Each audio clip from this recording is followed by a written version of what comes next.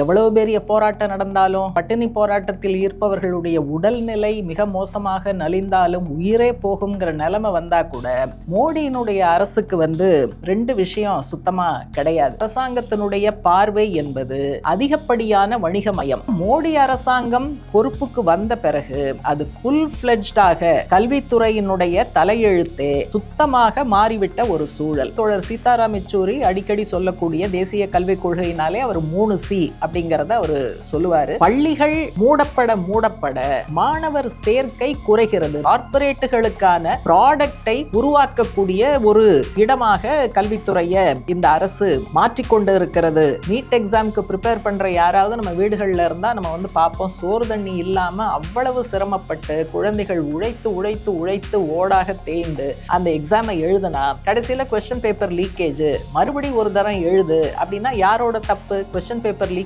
பிள்ளைங்களோட தப்பா? அனைவருக்கும் வணக்கம். பீப்புள்ஸ் டெமோக்ரஸி ஜூலை 13-19 வாரத்துக்கான தலையங்கம். நீங்கள்லாம் எதிர்பார்க்கக்கூடிய விதத்தில் இந்த தலையங்கத்தினுடைய உள்ளடக்கமாக கல்வி சம்பந்தப்பட்ட இன்றைக்கு நடந்து கொண்டு இருக்கக்கூடிய மிகப்பெரிய போராட்டம், அது முன்வைக்கக்கூடிய கோரிக்கை, அதற்கு பின்புலமாக இருக்கக்கூடிய சில வரலாற்று ரீதியான விஷயங்கள், இதுதான் தலையங்கத்தினுடைய உள்ளடக்கமாக இருக்கிறது. தலையங்கத்தினுடைய தலைப்புங்கிறது இந்தியாவில் கல்வியை முழுமையாக நிச்சயமாக சீரழிக்கக்கூடிய திசையை நோக்கி நாம் பயணப்பட்டு கொண்டு இருக்கிறோம் அப்படின்னு சொல்லி தலையங்கத்தினுடைய தலைப்பே கல்வி சம்பந்தமான மிக ஆழமான கவலையை வெளிப்படுத்துது. இந்த தலையங்கம் ஜூலை 14ஆம் தேதி எழுதியிருக்கக்கூடிய தலையங்கம். அதனால் சோனம் வாங்சுக் அவர்கள் உண்ணாவிரதம் துவங்கி 2 வார காலம் ஆயிடுச்சு அப்படிங்கிற முறையில் இங்கே தொடங்கியிருக்காங்க. ஆனால் அதுக்கு பிறகு சோனம் வாங்சுக் அவர்கள் கட்டாயமாக வெளியேற்றப்பட்டு தூக்கி கொண்டு போய் மருத்துவமனையில் சேர்க்கப்பட்டு அங்கும் அவர் பட்டினி போராட்டத்தை தொடருகிற அந்த விஷயம். அதே போல் தீப்கே அவர்கள் அவர் உண்ணாவிரத போராட்டம் துவங்கி அவரையும் மத்திய அரசு அதை தொடர விடாமல் தடுப்பது. அதுக்கு பிறகு SFI 2 தலைவர்கள் களத்தில் பட்டினி போராட்டத்தில் இறங்கினாங்க. 20ஆம் தேதி சலோ பார்லிமெண்ட் அப்படிங்கிற முறையில் மிகப்பெரிய இளைஞர்கள் இளம்பெண்கள் கலந்து கொண்ட மகத்தான ஒரு பெரிய போராட்டம் நடந்து, அதுவும் மத்திய அரசினுடைய காவல்துறையினுடைய கடுமையான அடக்குமுறையை சந்திச்சதுங்கிறதெல்லாம் பின்னால் நடந்திருக்கக்கூடிய டெவலப்மெண்ட்ஸ், அதெல்லாம் இந்த தலையங்கத்தில் இல்லை. அதனால் ஏற்கனவே சொன்னதை போல் தலையங்கம் துவங்குகிற இடம்ங்கிறது சோனம் வாங்சுக் அவர்கள் கல்வி சம்பந்தப்பட்ட கோரிக்கையை முன்வைத்து பட்டினி போராட்டத்தை துவங்கி 2 வார காலம் ஆகியிருக்கிறது அப்படிங்கிறதோட தொடங்குது. இல்லை, பிரச்சனை என்னன்னா, எவ்வளோ பெரிய போராட்டம் நடந்தாலும் பட்டினி போராட்டத்தில் இருப்பவர்களுடைய உடல்நிலை மிக மோசமாக நலிந்தாலும் உயிரே போகுங்கிற நிலைமை வந்தால் கூட மோடியினுடைய அரசுக்கு 2 விஷயம் சுத்தமாக கிடையாது. ஒன்று, சென்சிட்டிவிட்டி கிடையாது. 2வது, அக்கௌண்டபிலிட்டி கிடையாது.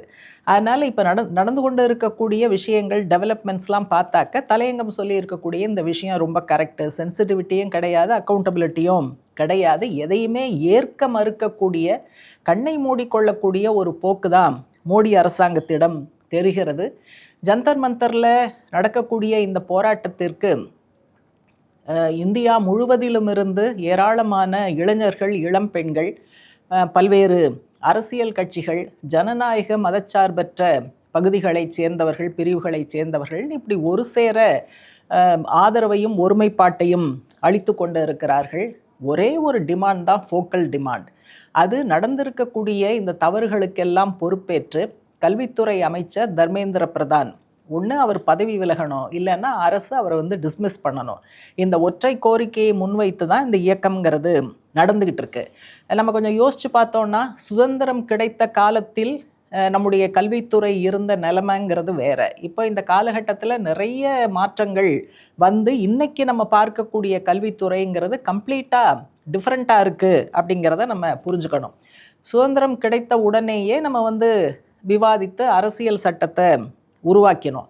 அப்போ அரசமைப்பு சட்டம் உருவாக்கப்பட்ட போது ஆட்சியாளர்கள், மக்களுடைய எதிர்பார்ப்பு கல்வி சம்பந்தமாக என்னவாக இருந்ததுன்னா, கல்வி ஒரு கருவியாக, ஒரு ஆயுதமாக இருக்கணும். குறிப்பாக காலனிய ஆதிக்கத்தை எதிர்த்து சுதந்திரமடைந்த இந்தியாவில் சம வாய்ப்புகள் கிடைக்கணும், ஒரு சமத்துவம் சம்பந்தமான விழுமியங்கள் கல்வித்துறையின் மூலமாக மேலெடுக்கப்பட வேண்டும். இதெல்லாம் தான் அன்றைக்கு கல்வித்துறை சம்பந்தமாக இருந்த எதிர்பார்ப்பு. ஒரு ஜனநாயக ரீதியான உள்ளடக்கம்ங்கிறது அன்னைக்கு இருந்தது. இந்திய அரசியல் சட்டத்தினுடைய பிரிவு 45 அது directive principles of state policy, வழிகாட்டும் நெறிமுறைகள். அதில் 6 to 14 வயது வரையிலான குழந்தைகளுக்கு கட்டாயமாக கல்வி கற்கும் வாய்ப்பு அளிக்கப்பட வேண்டும்ங்கிறது நம்ம கான்ஸ்டியூஷன் உருவாக்கிய போது அங்கே டைரக்டிவ் பிரின்சிபிள்லேயே இருந்திருக்கக்கூடிய விஷயம். அதுக்கு பிறகு அடுத்து வந்த காலகட்டத்தில் அனைத்து குழந்தைகளுக்கும் கல்விக்கான வாய்ப்புங்கிறது கட்டாயமாக அரசாங்கம் ஏற்பாடு பண்ணணும் என்பதை உறுதிப்படுத்துகிற அப்படிப்பட்ட விஷயங்கள் வந்தது. சாதியை தாண்டி, மதத்தை தாண்டி, பாலினத்தை தாண்டி, அவங்க சமூக பொருளாதார நிலையை தாண்டி குழந்தைகள்னு வந்தால் கட்டாயமாக கல்வி கற்பதற்கான வாய்ப்பு அளிக்கப்பட வேண்டும், அது உறுதிப்படுத்தப்பட வேண்டும் அப்படிங்கிற அம்சங்கள்லாம் வந்தது. 92 ஒரு முக்கியமான உச்சநீதிமன்றத்தினுடைய தீர்ப்பு வந்தது. அதில் மோகினி ஜெயின்கிற ஒரு ஸ்டூடெண்ட் தான் அந்த வழக்கை தொடுத்தாங்க. அவங்க ஒரு மருத்துவக் கல்லூரியில் சேர்ந்தபோது அந்த தனியார் மருத்துவக் கல்லூரி முதல் வருஷத்துக்கு 60,000 ரூபாய் கட்டணும். மீதி வருஷ ஃபீஸுக்கெல்லாம் ஒரு பேங்க் கேரண்டி வாங்கி கொடுக்கணும்னு இந்த மாணவியால் முடியலைன்னு சொன்ன உடனே அவங்களுக்கு அட்மிஷன் மறுக்கப்படுது. அதனால் அதை எதிர்த்து அவங்க உச்சநீதிமன்றத்தில் கேஸுக்கு போகிறாங்க. இது மோகினி Jain versus state of Karnataka அப்படிங்கிற தலைப்பில் இது நடந்தது. அப்போ உச்சநீதிமன்றத்தினுடைய தீர்ப்பு என்ன சொன்னுச்சுன்னா, அரசியல் சட்டத்தினுடைய பிரிவு 21 ஆர்டிகிள் 21 ரைட் டு லைஃப், வாழ்வதற்கான உரிமைங்கிறது கண்ணியமாக வாழ்வதற்கான உரிமை, கல்வியோடு வாழ்வதற்கான உரிமை அப்படிங்கிற அடிப்படையில் அது இன்டர்பிரட் பண்ணி 6 to 14 வயது வரை, அதாவது அந்த கேஸ் வேற, பட் அதில் சொன்னது 6 to 14 வயது வரை உள்ள குழந்தைகளுக்கு கம்பல்சரி எஜுகேஷன், கட்டாயமாக கல்விங்கிறது கொடுக்கணும் அப்படின்னு அது சொன்னுச்சு. அடுத்து வந்த ஒரு உச்சநீதிமன்ற தீர்ப்பு சொன்ன அடிப்படையில் 2002 86வது அரசியல் சட்ட திருத்தம், அதன் மூலமாக இந்த பிரிவு 21 ஆர்டிக்கிள் 21க்கு பக்கத்தில் 21A அப்படிங்கிற பிரிவு இன்சர்ட் செய்யப்பட்டது. அது என்ன சொன்னுச்சுன்னா, வெறும் கம்பல்சரி எஜுகேஷன் அல்ல, 14 வயது வரை, 6 to 14 வயது வரை உள்ள குழந்தைகளுக்கு கட்டாய இலவச கல்வி என்பது அடிப்படை உரிமை அப்படிங்கிற விஷயத்தை அவங்க கொண்டு வந்தாங்க. இதுவும் ஒரு லேண்ட்மார்க் ஜட்ஜ்மெண்ட்டு. அதை ஒட்டி 2002 இந்த அரசியல் சட்ட திருத்தம் என்பது வந்தது. அப்போ 6 to 14 சொன்னால் 6 வயதுக்கு உட்பட்ட குழந்தைகளுக்கு என்ன அப்படின்னு வரும்போது தான் அங்கன்வாடி அந்த மாதிரியான திட்டங்கள் வந்ததெல்லாம் கட்டாயமாக கல்வி கொடுக்கப்பட வேண்டும், அது அடிப்படை உரிமைங்கிற அடிப்படையில் தான் அதையெல்லாம் ஒட்டி தான் அங்கன்வாடி ஸ்கீம் எல்லாம் வந்தது.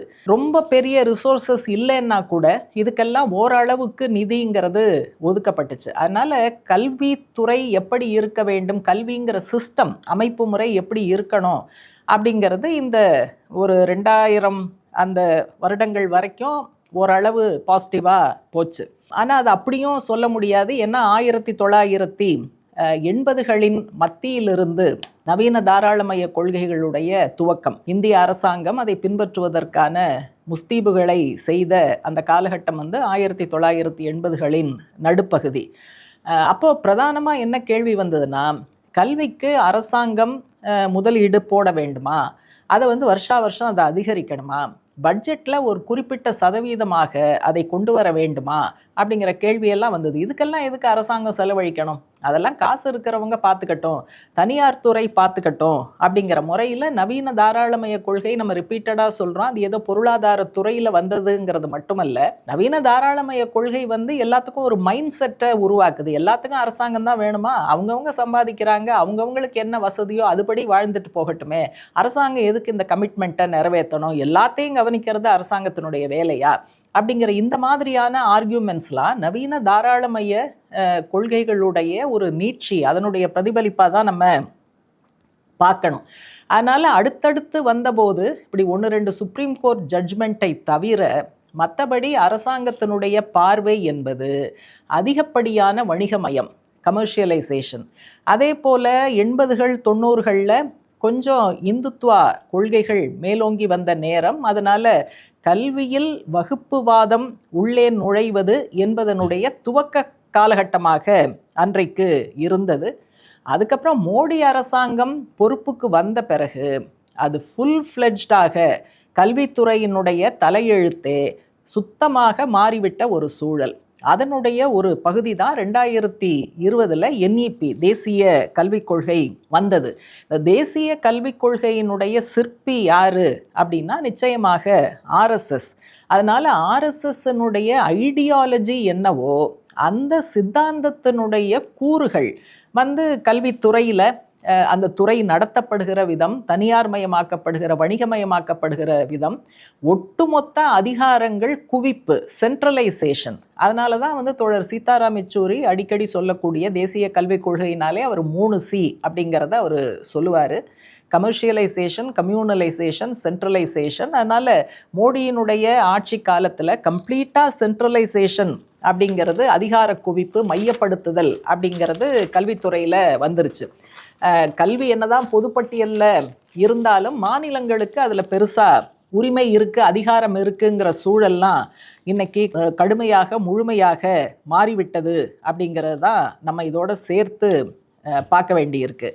அப்போ இதனுடைய விளைவுகள் என்னன்னு பார்க்கும்போது நம்ம ரொம்ப தேடி ஈடியெல்லாம் விவரங்களுக்கு போக வேண்டாம். நித்தி ஆயோகோட ஒரு சமீபத்திய அறிக்கை, அவங்க என்ன சொல்கிறாங்க, இந்தியா முழுக்க கடந்த 10 ஆண்டுகளில் 94,000 அரசு பள்ளிகள் அது மூடப்பட்டு இருக்கிறது. அதே போல் பள்ளியில் இந்த 94,000 பள்ளிகள்ங்கிறது ஒரு நாளைக்கு 25 பள்ளிக்கூடம் மூடப்படுவதற்கு சமானம்.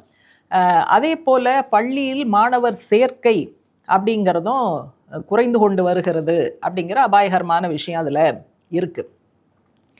இந்த பொதுவான ஸ்டேட்மெண்ட்டுக்கு உள்ளே போய் பார்த்தீங்கன்னா கூடுதல் நெருக்கடி நகர்ப்புறத்தை விட இந்தியாவினுடைய கிராமப்புறங்கள்லையும் உள்ளே போய் பார்த்தீங்கன்னா அநேகமாக தலித் பழங்குடி குடும்பங்கள் குவியலாக இருக்கக்கூடிய இடத்துல தான் இந்த பள்ளிகள் மூடப்படுவதும் அதன் மூலமாக மாணவர் சேர்க்கை பாதிக்கப்படுவதும் இந்த மாதிரியான பகுதியில் தான் கூடுதலாக நடக்கிறது. இதே காலகட்டத்தில் அரசு உதவி பெறும் பள்ளிகள் அதுவும் குறைந்து இருக்கிறது. ஒரு 10 வருஷத்தில் பார்த்தீங்கன்னா 83,000 79,000 அரசு உதவி பெறும் பள்ளிகளும் குறைந்து இருக்கிறது. ஆனால் தனியார் பள்ளிகள் பெரிய அளவு அதிகரிச்சிருக்கு. தனியார் பள்ளிகளை பொறுத்த வரைக்கும் இந்த 10 வருஷத்தில் 2.88 லட்சமாக இருந்த எண்ணிக்கை இந்த 10 ஆண்டுகளில் 3.39 லட்சமாக தனியார் பள்ளிகள் அதிகரித்து இருக்கிறது. தனியார் பள்ளி அதிகரிப்புனாலே அதனுடைய இம்ப்ளிகேஷன் என்ன? அட்மிஷனில் பிரச்சனை, இடஒதுக்கீடுங்கிறது அமலாகாது.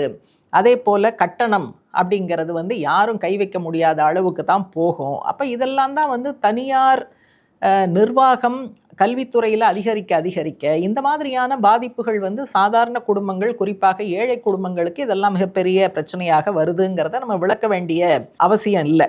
ஆனால் மொத்தத்தில் ஒரு விஷயம் இந்த அறிக்கையின் மூலமாக என்ன தெரிகிறதுனா, பள்ளிகள் மூடப்பட மாணவர் சேர்க்கை குறைகிறது. ரெண்டுத்துக்கும் டைரக்டாக ஒரு லிங்க் இருக்குது அப்படிங்கிறத இந்த அறிக்கை நமக்கு சுட்டி காட்டுகிறது. அது தவிர இந்த NEP சொல்லக்கூடிய பல விஷயங்கள் இந்த காலகட்டத்தில் அமலாக்கப்பட்டிருக்கு. அதில் தான் பள்ளிகளை எல்லாம் ஒன்றா சேர்க்கறது, கிளஸ்டர் ஆஃப் ஸ்கூல்ஸு, அந்த மாதிரியான எதேதோ பேரில் நீங்கள் அந்த வார்த்தை ஜாலமெல்லாம் பார்த்தீங்கன்னா அதனுடைய இம்பேக்ட் சாதாரண மக்களுக்கு சட்டுன்னெலாம் புரியாது. ஆனால் நம்ம ஆழ்ந்து படித்து பார்த்தோன்னு சொன்னால் மெர்ஜர், கன்சாலிடேஷன், இப்படி பல பெயர்களில் 4 பள்ளிக்கூடத்தை ஒன்றா சேர்த்திங்கன்னா 3 பள்ளிக்கூடம் மூடினதாக தானே அர்த்தம். அதனால் இப்படியான விஷயங்கள் NEP வந்ததற்கு பிறகு அதனுடைய அந்த கொள்கையின் விளைவாக, பாலிசியின் விளைவாக இந்த விஷயங்கள் நடந்து கொண்டு இருக்கிறது அப்படிங்கிறதையும் நம்ம கவலையோட பார்க்க வேண்டியிருக்கு. பல்கலைக்கழகங்கள் நீங்கள் எடுத்தீங்கன்னா கடந்த 10 ஆண்டுகளில் ஒரு 550 பல்கலைக்கழகங்கள் கூடுதலாக இந்தியாவில் உருவாக்கப்பட்டிருக்கு. ஆனால் பெரும்பான்மையான பல்கலைக்கழகங்கள், இந்த அதிகரித்த பல்கலைக்கழகங்கள் என்னன்னு பார்த்தீங்கன்னா தனியார் பல்கலைக்கழகங்களாகத்தான் இருக்குது. கல்வி அமைச்சகம் ஒரு டேட்டா ஒன்று வெளியிட்டிருக்கு உயர்கல்வி சம்பந்தமாக, all India survey on higher education, AISHE. அதில் நீங்கள் பார்த்தீங்கன்னு சொன்னால் 10 வருஷம்தான், 2013-14, 2023-24. இந்த இடைப்பட்ட காலத்தில் தனியார் பல்கலைக்கழகங்கள் வந்து 219 இருந்து 546 உயர்ந்திருக்கு. பர்சன்டேஜ்னு நீங்கள் பார்த்தீங்கன்னா 149% அதிகரிப்பு. அரசு பல்கலைக்கழகங்கள் வந்து 504 இருந்து 733 உயர்ந்து இருக்கு. பர்சன்டேஜ் பார்த்தீங்கன்னா வெறும் 45%. அப்போ நம்ம சொல்லக்கூடிய இந்த வணிகமயம்ங்கிறதுக்கான உதாரணங்களாக அரசாங்கமே கொடுக்கக்கூடிய இந்த அறிக்கையிலிருந்து பல விவரங்கள்ங்கிறது நமக்கு கிடைக்கிது. இந்த கார்ப்பரேட் மயம்னு சொல்கிறோம். இப்போ ஆட்சியில் இருக்கக்கூடிய மோடி அரசாங்கம் வந்து கார்ப்பரேட் ஆதரவு கொள்கைகளை பின்பற்றுகிறது அப்படின்னு நம்ம சொல்கிறோம். அதனுடைய விளைவுகள், அதனுடைய பிரதிபலிப்பெல்லாம் கல்வித்துறையிலையும் வருது. கல்வியில் அதிகமாக கார்ப்பரேட்டுகளுடைய தலையீடு அல்லது பாடத்திட்டம் மற்ற விஷயங்கள்லாம் வந்து கார்ப்பரேட்டுகள் தங்களிடம் வேலைக்கு வருகிற இளைஞர்களிடம், இளம் பெண்களிடம் என்ன திறமை எதிர்பார்க்கிறார்களோ அந்த திறமையை சொல்லிக் கொடுக்கக்கூடிய இடமாக, நாலெட்ஜ் அப்படிங்கிற விஷயமெல்லாம் கிடையாது, கார்ப்பரேட்டுகளுக்கான ப்ராடக்டை உருவாக்கக்கூடிய ஒரு இடமாக கல்வித்துறையை இந்த அரசு மாற்றிக்கொண்டு இருக்கிறது அப்படிங்கிறதும் நம்ம இதோட சேர்த்து பார்க்கணும். அதனால் இந்த அரசனுடைய கொள்கை, இந்த அரசனுடைய சித்தாந்தம், இந்த அரசனுடைய அரசியல், நம்மெல்லாம் வைக்கக்கூடிய விமர்சனங்கள், இதெல்லாம் ஒரு அகடமிக் இன்ட்ரெஸ்ட்டுக்காக, ஏதோ நம்ம வாழ்க்கையோட சம்மந்தமில்லாத விஷயம், நம்ம வாழ்க்கையில் பாதிப்பை ஏற்படுத்தாத விஷயம் அப்படின்லாம் பார்க்கக்கூடாது. எல்லாமே நம்முடைய வாழ்க்கையில் நிதர்சனமாக யதார்த்தத்தில் ப்ராக்டிஸில் பாதிப்புகளை ஏற்படுத்தி கொண்டு இருக்கிறதுங்கிறதுக்கான ஏராளமான விவரங்கள் வந்து இந்த தலையங்கத்தில் சொல்லப்பட்டிருக்கு. இப்போ அதில் தான் வந்து மத்திய பல்கலைக்கழகங்களுக்கெல்லாம் ஒரே மாதிரியான எக்ஸாம், அதே போல் இந்த நீட்டெல்லாம் வந்து எல்லா மாநிலங்கள் மேலேயும் கட்டாயமாக ஒன்றிய அரசால் திணிக்கப்பட்ட விஷயம். இந்த மத்திய தேர்வுகளை நடத்தக்கூடிய பொறுப்பு வந்து நேஷ்னல் டெஸ்டிங் ஏஜென்சின்னு ஒரு அமைப்புக்கு கொடுத்துருக்காங்க, NTA. இதெல்லாம் கூட தேசிய கல்விக் கொள்கையினுடைய ஒரு பகுதி தான் இப்போ அமலாகிற விஷயம். அப்போ இந்த NTA யார் கையில் இருக்குன்னா ஒரு தனியார் கையில் தான் இருக்குது. இது இந்த காலகட்டத்தில் எவ்வளோ லீக்கேஜ் வந்தது அப்படிங்கிறதெல்லாம் பார்த்தோம். 22 லட்சம் மாணவர்கள், மாணவிகள் வந்து இதில் பாதிக்கப்பட்டாங்கன்னு. நீட் எக்ஸாமுக்கு ப்ரிப்பேர் பண்ணுற யாராவது நம்ம வீடுகளில் இருந்தால் நம்ம வந்து பார்ப்போம், சோறு தண்ணி இல்லாமல் அவ்வளவு சிரமப்பட்டு குழந்தைகள் உழைத்து ஓடாக தேய்ந்து அந்த எக்ஸாமை எழுதுனா கடைசியில் கொஸ்டின் பேப்பர் லீக்கேஜ், மறுபடி ஒரு தரம் எழுது அப்படின்னா யாரோட தப்பு? கொஸ்டின் பேப்பர் லீக்கேஜ் வந்து பிள்ளைங்களோட தப்பா? அதனால் எவ்வளவு குழந்தைகள் மன உளைச்சலுக்கு உள்ளானார்கள், எவ்வளோ தற்கொலை நடந்ததுங்கிறதெல்லாம் பார்க்குறோம். அப்போ இதுக்கெல்லாம் வந்து பதில் சொல்கிற பொறுப்பு மத்திய அரசாங்கத்துக்கு கிடையாதா? கல்வித்துறை அமைச்சருக்கு கிடையாதா? தர்மேந்திர பிரதான் பதவி விலகு அப்படிங்கிற கோரிக்கை, இதெல்லாம் நீங்கள் பார்த்தீங்கன்னா மிக மிக பொருத்தமான தேவையான கோரிக்கை.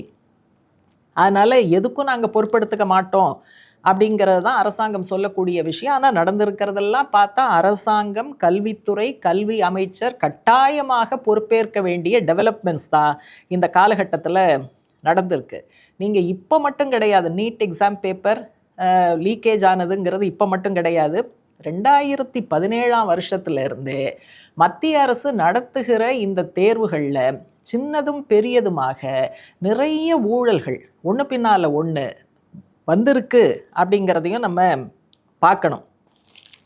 அதனால் வந்து நீங்கள் தனியார் துறையிடம் இந்த எக்ஸாம் நடத்துகிற பொறுப்பு, அதில் ஊழல், அதுக்கப்புறம் இந்த கோச்சிங் சென்டர் பார்த்திங்கன்னா அதுவும் வந்து தனியார் துறை தான். அப்போ லாபம் ஈட்டுகிற வெறியின் காரணமாக இந்த விஷயங்கள், கொஸ்டின் பேப்பர்லாம் லீக் ஆனது எவ்வளோ லட்சத்துக்கு லீக் ஆகிருக்குங்கிறதெல்லாம் நம்ம பேப்பரில் படிச்சுக்கிட்டு இருக்கோம். அதனால் இந்த தனியார் துறை நுழைவு, ஊழல் அதிகரிப்பு, இது ரெண்டையும் நம்ம கம்பைன் பண்ணி லிங்க் பண்ணி தான் பார்க்கணும்.